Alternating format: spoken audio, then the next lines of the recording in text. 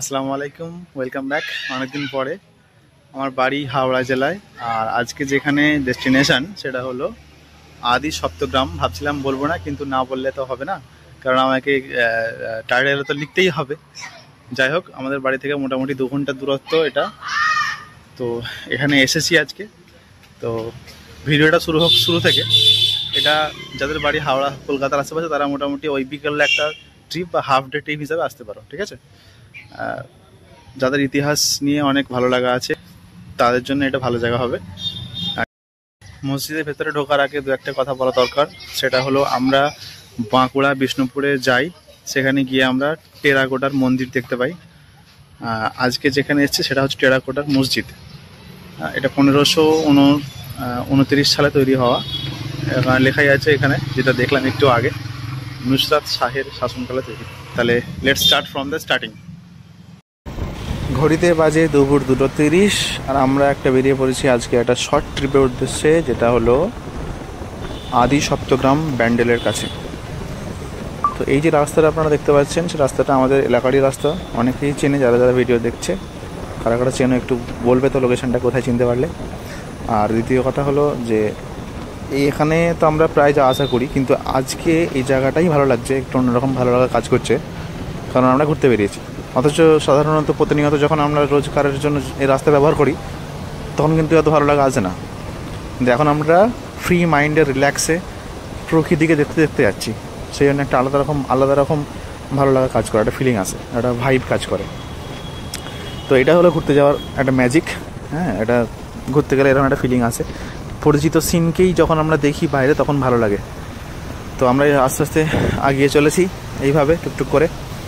আমরা যারা যারা চিনতে পারবে, যে অ্যাকচুয়ালি ওখানে আসতে গেলে আপনার যারা যারা আসবে দূর থেকে, ব্যান্ডেল চার্চে এলেই হবে। সবাই এটা জানে, একটা পরিচিত ফেমাস ল্যান্ডমার্ক ব্যান্ডেল চার্চ।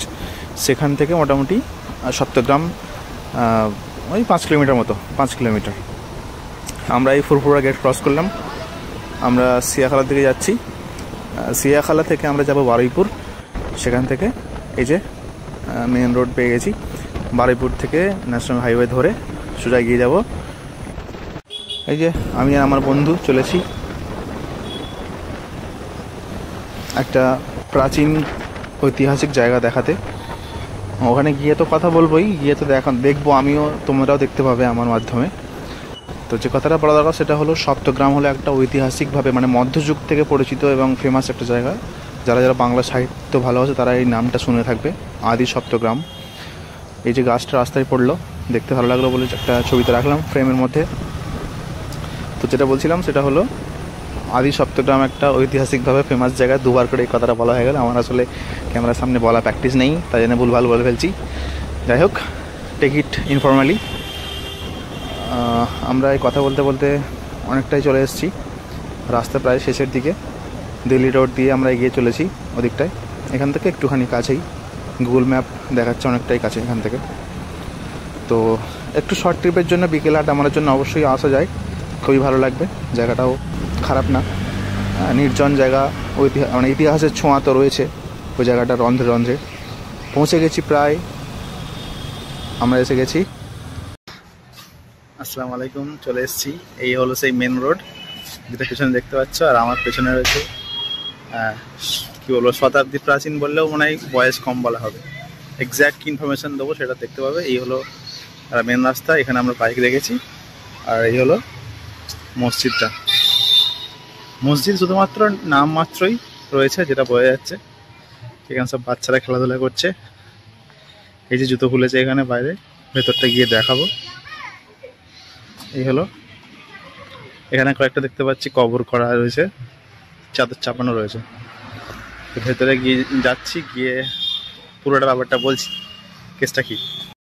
এই যে বাইক রেখেছি বললাম, আর ডিটেলসটা এখানে লেখা রয়েছে।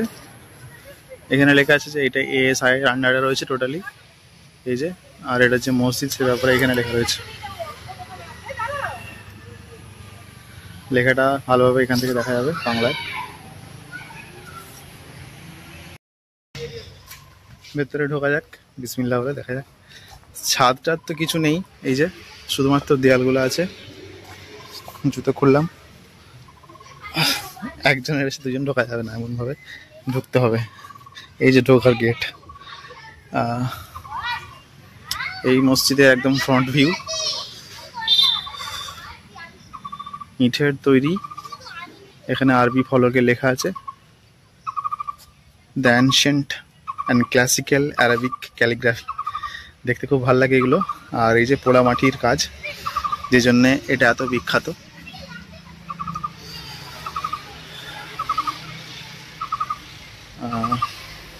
এখানে অনেক ছোট ছোট ডিজাইন করা রয়েছে।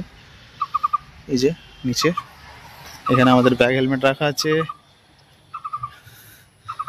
ঢুকছি ভেতরে, এটা হলো সাইডের প্রবেশ পথ, না আমরা মেন গেট দিয়ে ঢুকবো। এখানে কয়েকটা কবর আছে, ওই বাইরে লেখা আছে কার কি কবর, আগে এগুলো দেখে নিই। এখানে অনেক অ্যারাবিক ক্যালিগ্রাফি লেখা আছে। এই যে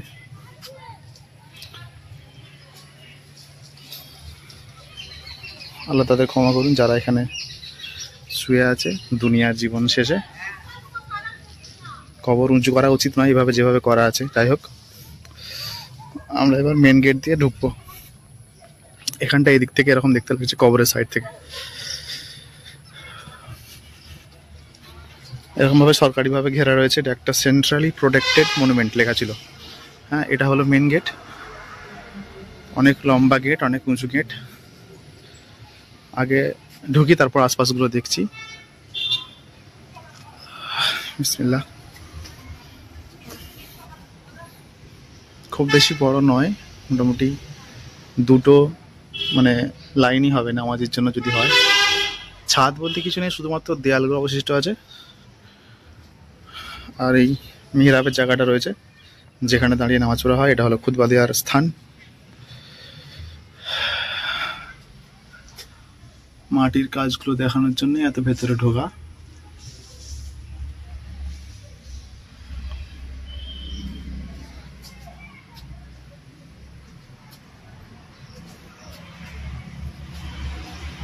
এটা হলো সেন্ট্রাল মিহরাব, মানে মাঝখানেরটা। এদিকে ছোট ছোট দুটো আছে, সৌন্দর্য জন্য করা রয়েছে। এই যে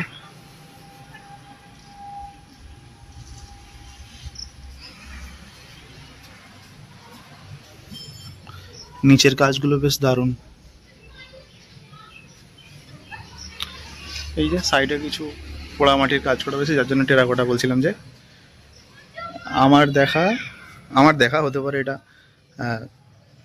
সত্য নয়, ঠিক আছে। আমার দেখা প্রথম টেরাকোটার মসজিদ হচ্ছে এটা। এই একটা ছোট্ট মতো রয়েছে,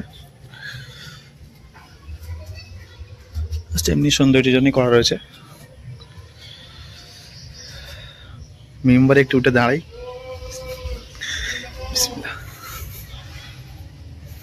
আমি দাঁড়িয়েছি উপরে।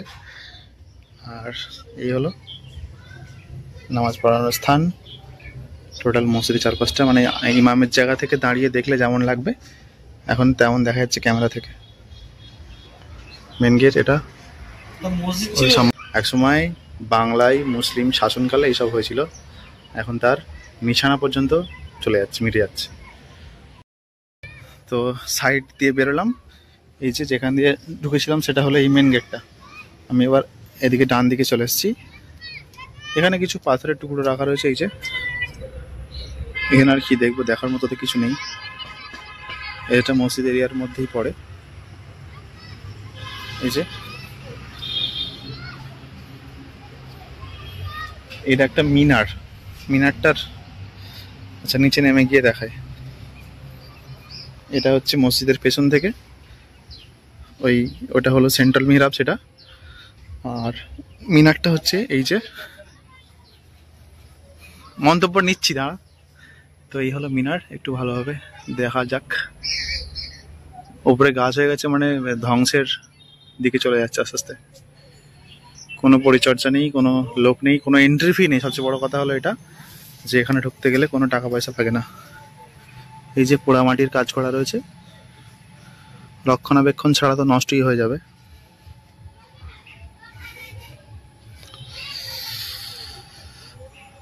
আমার ফেসবুক প্রোফাইলে এগুলোর প্রত্যেকটা ডিটেইলড ছবি থাকবে, সেখানটা তোমরা দেখে নিতে পারো, ফলো করে নিতে পারো। যখন কোনো একটা ধর্মস্থান ভ্রমণ কেন্দ্রে পরিণত হয় তখন সেটা পার্টিকুলার কোনো ধর্মের লোকের জন্য থাকে না। এখানে সবাই আসতে পারে, যে কেউ।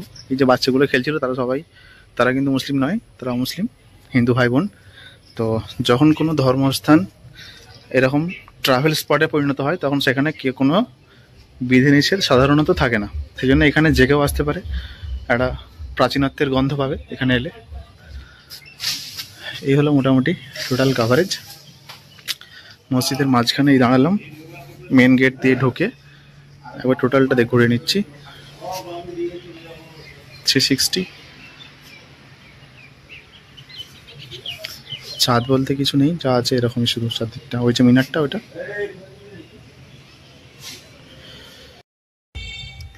(1530) সালে তৈরি হয়েছে এই মসজিদটা। আমরা আছি 2025 সালে, মানে 2030 যদি ধরে নিই তাহলে কিছু কম প্রায় 500 বছরের পুরনো একটা কি বলবো স্মৃতি, যেটা এখন স্মৃতি হয়ে গেছে। মানে হোয়াট এ হিস্টোরিক্যাল মুভমেন্ট। এগুলো ভাবলে না মনে হয় যে আমি কোথায় আছি। সেই নবাবী আমলের সুলতানের মসজিদ, সেখানে আমি বসে আছি। আমার মধ্যে একটা 500 বছর পরে জন্মানো একটা তুচ্ছ মানুষ। মানে ইতিহাস সব কিছুকে শেষ করে দেয়, সব কিছুকে স্মৃতি হিসাবে রেখে দেয়। এটা একটা মানে সিস্টেম, বলে না, কালের বিবর্তনে মানুষ শেষ হয়ে যায়। হ্যাঁ, পৃথিবী যত বড় সম্রাট থাক, ভালো রাজা থাক কিংবা জালিম রাজা থাক, যেমনের কথা আর বললাম না, আগেও ছিল এখনো আছে অত্যাচারী শাসক, তারা সবাই একদিন শেষ হয়ে যাবে, কালের গর্ভে বিলীন হয়ে যাবে। তেমন এটাও, তেমন এই যে এটা হলো ওই যে বললাম মেন গেটটা, আমি বসে আছি এগুলোর ওপরে। আর এটা হচ্ছে সেই সেন্ট্রাল মিরর। এসব কিছু বিলীন হতে বসেছে। এটা যদিও এএসআই কর্তৃক প্রোটেক্টেড, তাও একজন মানুষের সঙ্গে দেখা হলো, তিনি আছেন এটা দেখাশোনা করার জন্য। আর এলাকা খুব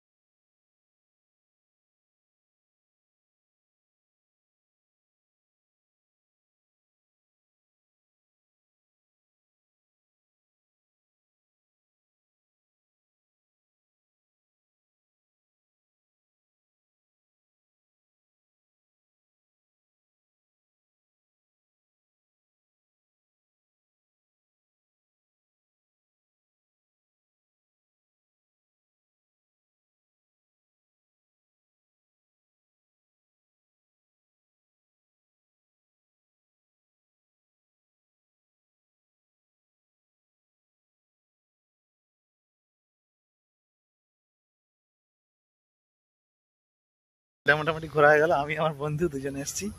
আর মাঝে মাঝে বিকেলে করতে পারি তো টুকটাক। কিছু বলবি তোকে ভাই? আচ্ছা, এখন চিন্তা করছি আমরা যে এরপরে কোথায় যাবো, কেমন হাতে সময় আছে। নেক্সট কোথায় বলছিস? কেন পাশে কি আছে? Bandel church. Bandel church choose করেছে, তো ওখানে যা যাক, মোটামুটি কাছাকাছির মধ্যে হয়ে যাচ্ছে। তো লেটস মিট অ্যাগেন, ওখানে দেখা হবে আবার। আপাতত এখানে বাই বাই, চলে যাচ্ছি আমরা। এটা হলো শেষ সিন। আর এই মসজিদ চত্বরে একটা গাছ আছে, কি দারুণ দেখতে লাগছে এই গাছটাকে।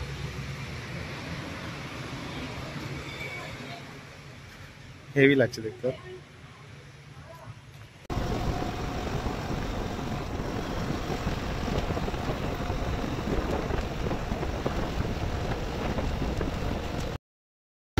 আমাদের নিয়ত ছিল শুধুমাত্র মসজিদে আসা, তো টাইম ছিল বলে এদিকে এলাম। এই যে মোটামুটি এসে দেখি বন্ধ হয়ে গেছে 4:50-এ, আমরা ঢুকেছি 4:56। যাই হোক, আমাদের কপালে এটা ছিল না, এটা আমরা ভেবে আসিনি। তো ওখানে ভাবছিলাম হয়তো সন্ধ্যা পর্যন্ত থাকবে। Anyways, no problem. তো এবার যাবো বাড়ি এখান থেকে কিছু খাওয়া দাওয়া করার পর। এখানে এটার নাম হচ্ছে, নামটা দেখাচ্ছি, এই যে ব্যান্ডেল বাসিলিকা। ওই মসজিদ যেখানে গেলাম সেটা হচ্ছে 1529 সাল, আর এটা হচ্ছে 1599 সাল। এখানে টাইম হলো সকাল 8টা থেকে 4:50 পর্যন্ত টাইম। এই যে টাইম লেখা আছে। আর এখানে কোনো এন্ট্রি ফিজ নাই। মানে কোনো টাকা ফাঁকা লাগে না, এমনি ঘুরে আসতে পারবে। এই হলো টোটোগুলো দাঁড়িয়ে আছে এখানে, এইসব দেখতে পাচ্ছি। এই যে চার্চের সামনের ভিউটা এরকম। সে কোনোদিন এলে দেখা যাবে, তখন বাড়ি থেকে তো কাছে, আবার যখন তখন আসা যাবে, সেটা কথা নাই। কথা হলো